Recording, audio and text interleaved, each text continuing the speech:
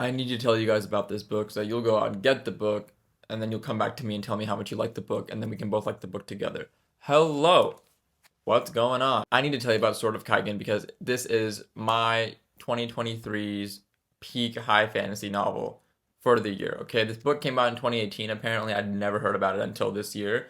But so for me, for this year, this is my 5-star peak high fantasy novel. Why is that? So this book follows the point of view of two characters out of the story, out of the main story, right? Mamoru Matsuda, who is a 14-year-old boy, son of the strongest swordsman in the village, and then Misaki Matsuda, mother of Mamoru and wife of the strongest swordsman in the village. So Mamoru's story is more of a coming of age story where he's trying to, grow as a person, develop his abilities, and someday be as good of a swordsman as his father and get passed down his family's secret bloodline technique.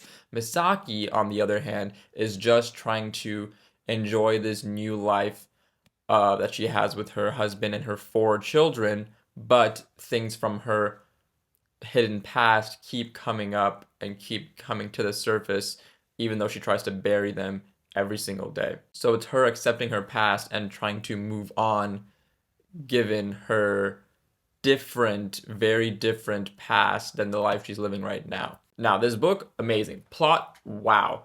It had me enamored like so quickly. This book is 600 pages long. I finished it in 2 nights. The reason why this book has such a lasting impact on me is because the first night I read like 60% of the book, right?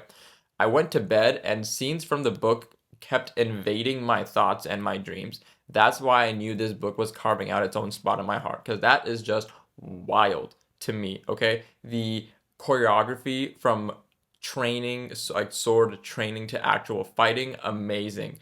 The abilities that they have, because this book basically splits up nations and empires into 4 abilities similar to Avatar: The Last Airbender: Earth, Air, Fire, and Water. So, their Moru's clan is of the water ability. So this book is kind of like, imagine if the Fire Nation didn't invade the air nomads. I think you should go out and get the book and then read it and then let me know what you thought of it so that we can both enjoy this book together. This is an amazing standalone high fantasy novel that I don't think you'd be disappointed in reading. I'm gonna reread these every few years because I'm just gonna need it in my life. I'm gonna need a dose of Sword of Kaigen in my life every season.